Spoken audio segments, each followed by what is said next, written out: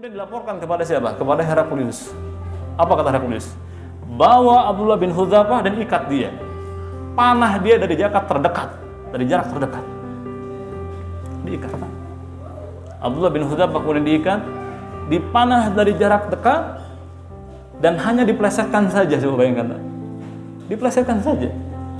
Dipanah ke mukanya, plesetkan sedikit gitu kan. Kebayang ya sakitnya ya. Seluruh tubuhnya dipanah dengan cara diplesetkan. فَأَمَّا الَّذِينَ آمَنُوا فَيَعْلَمُونَ أَنَّهُ الْحَقُّ مِنْ رَبِّهِمْ. Heraklius makin gedeg, Pak. Abdullah bin Hudzafah menyaksikan betul bagaimana para pasukannya itu satu persatu dimasukkan dalam air yang mendidih, tapi dia tetap dalam keislamannya. Sampai akhirnya kemudian Heraklius berkata, kalau begitu bunuhlah dia. Abdullah bin Hudzafah diperintahkan oleh Heraklius untuk dibunuh, untuk dimasukkan ke dalam panci yang besar tadi yang berisi air yang mendidih, Pak. Ketika si Al-Gauji ini kemudian mengangkat Abdullah bin Hudzafah, salah seorang Al-Gauji yang dekat dengan muka Abdullah bin Hudzafah, itu merasakan bahwa Abdullah bin Hudzafah mulai menangis. Akhirnya kemudian Al-Gauji ini stop. Dia nangis, turunin. Kemudian salah seorang dari mereka lapor kepada Heraklius. Wahai Raja, Abdullah bin Hudzafah menangis. Akhirnya senang Heraklius kan? Senang. Bawa dia kemari. Kemudian sambil ditanya oleh Heraklius, bagaimana? Apakah kau mau keluar dari Islam? Tetap dengan gagah Abdullah bin Hudzafah mengatakan, tidak, aku sama sekali tidak akan pernah keluar dari Islam.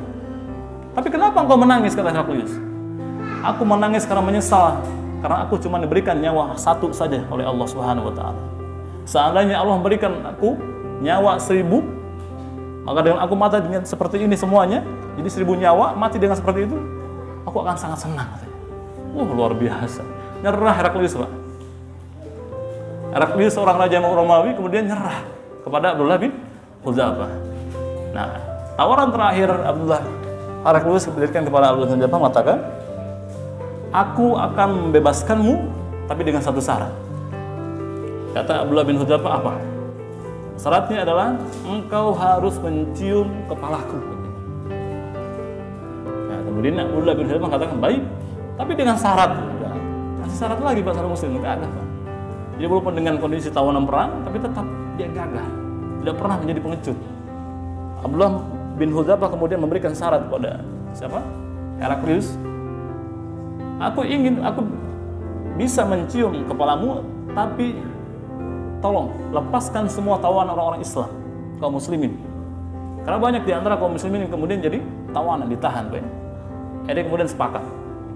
Heraklius dengan Abdullah bin Hudzafah sepakat bahwa dengan Abdullah bin Hudzafah mencium kepala Heraklius, kemudian Heraklius melepaskan tawanan kaum muslimin. Kemudian berita ini sampai kepada Umar bin Khattab. Umar bin Khattab mengatakan, semua orang-orang Islam, kaum muslimin harus wajib hukumnya mencium kepala Abdullah bin Hudzafah karena pengorbanannya. Dan aku adalah orang yang pertama yang akan mencium kepalanya. Bayangkan, Pak, seorang sahabat Nabi Shallallahu Alaihi Wasallam, ya. Dan kita pun sama beriman kepada Allah. Mereka menjaga keimanannya dengan seperti itu. Kalau ujian yang Allah berikan pada kita kan tidak seberat mereka, ya. Karena Allah tahu kapasitas keimanan kita.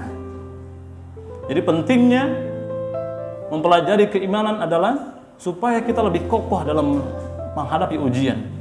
Karena kata Nabi Shallallahu Alaihi Wasallam, seorang muslim itu ibarat sepotong emas, Pak. Seorang muslim itu ibarat sepotong emas. Semakin dibakar maka semakin murni. Dan orang-orang seperti itu, ketika mereka menguji emas, mereka membakar emas itu. Semakin dibakar kemudian yang lain akan memisahkan diri seperti besi dan yang lainnya. Semakin dia diberikan ujian oleh Allah, maka semakin kinclong keimanannya, Pak. Itu adalah sifat orang-orang yang beriman pada Allah Subhanahu wa Ta'ala. Dan kembali kepada kita semua, perbaikilah keimanan kita kepada Allah Subhanahu wa Ta'ala. Kalau saya tanya, tahu gak iman yang benar itu yang seperti apa, Pak? Iman yang benar seperti apa? Dalam Quran surah Al-Anfal ayat 2, 3 sampai 4 Allah Subhanahu wa taala katakan, innamal mu'minuna alladzina, sesungguhnya orang-orang yang beriman, idza dzukirallahu wajilat qulubuhum, apabila diingatkan dengan nama Allah maka bergetar hatinya karena saking takutnya kepada Allah Subhanahu wa taala. Wa idza tuliyat 'alaihim ayatuhu, dan apabila dibacakan ayat-ayat Quran kepada mereka, ayat-ayat Allah kepada mereka, zadathum imana, maka semakin bertambah iman mereka. Ketika kita mendapatkan nasihat dari seorang teman dengan ayat Allah, maka jangan semakin bertambah dongkolnya, jangan Pak ya. Hati-hati. Wah, sok benar gitu kan. Sok Islam, jangan Pak. Orang-orang yang sombong itu orang-orang yang menolak kebenaran, menolak dinasihati oleh orang lain.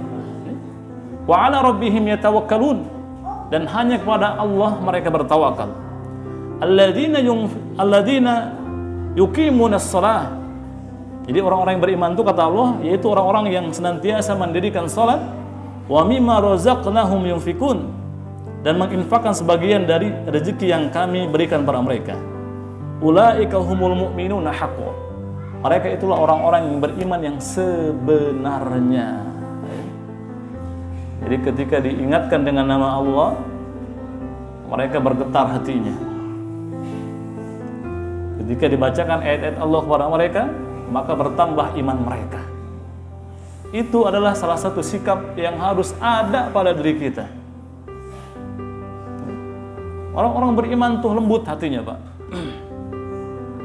Dan hati-hati, iman itu naik dan turun Pak ya.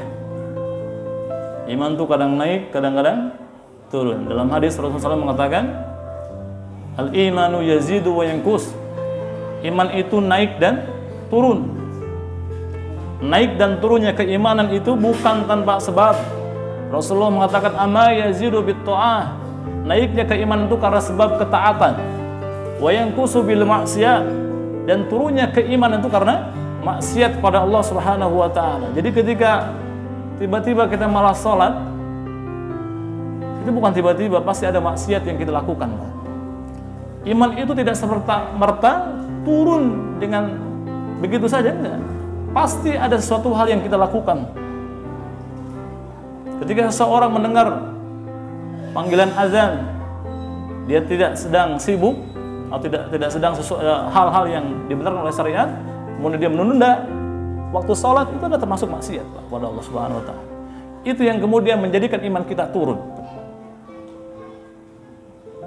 Jadi penting mempelajari keimanan. Karena ini kaitannya dengan akidah. Akidah kita kepada Allah Subhanahu wa taala. Solusi ketika keimanan kita turun. Rasulullah SAW mengatakan, di setiap masa semangat itu ada masa futur.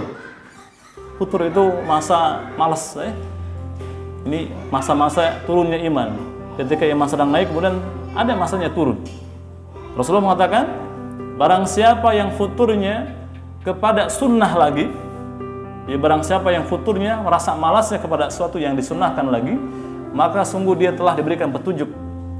Apa maksudnya?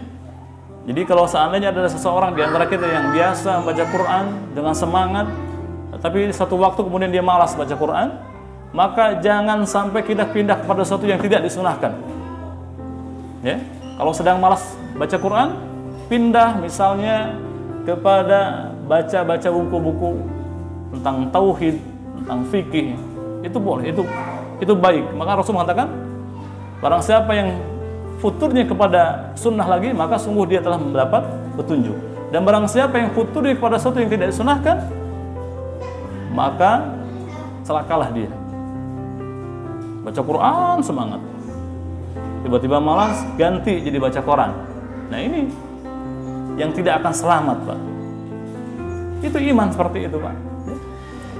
Nah, makanya dalam Quran surat Al-Asr itu ya, surat Al-Asr Pak, surat yang pendek, tapi Imam Syafi'i mengatakan kalau seandainya Allah hanya menurunkan surat ini saja, maka cukup buat manusia. Surat Al-Asr bagaimana Pak? Wal asr ya, demi waktu. Innal insana lafi khusr. Sesungguhnya semua manusia itu dalam keadaan rugi, illa kecuali alladzina amanu, yaitu orang-orang yang beriman, wa amilus salihat, dan senantiasa mengerjakan amalan yang soleh, wa tawassaw bil haqq wa tawassaw bis sabr, yang senantiasa menasihati dalam hal kebenaran dan kesabaran. Nah, makanya kita harus terbiasa mendengarkan nasihat dan juga memberikan nasihat. Nasihat itu tidak diberikan hanya khusus ketika seperti ini pengajian, enggak. Ketika ngobrol pun silahkan. Tapi kita harus tahu bagaimana cara menasihati teman kita. Jangan sampai menasihati teman kita di hadapan orang-orang lain. Ya, itu menjatuhkan namanya. Tapi nasihati teman kita dengan ketika kita berdua. Karena ini termasuk ciri-ciri orang yang beriman pada Allah Subhanahu wa taala. Itu ya. Jadi penting hukumnya mempelajari keimanan. Karena iman ini yang menjadi kunci kita untuk masuk ke dalam surganya Allah Subhanahu wa taala. Kalimat syahadat seseorang adalah kalimat keimanan pada Allah Subhanahu wa taala. Saya kira itu saja kajian kali ini, mudah-mudahan bermanfaat. Dan kita sama-sama berdoa kepada Allah Subhanahu wa taala, semoga Allah senantiasa menjaga keimanan kita. Di situasi yang saat ini yang memang sedang banyak fitnah terhadap orang-orang Islam, Pak ya. Para ulama mengatakan saat ini kita dalam keadaan ghazwul fikr, perang pemikiran.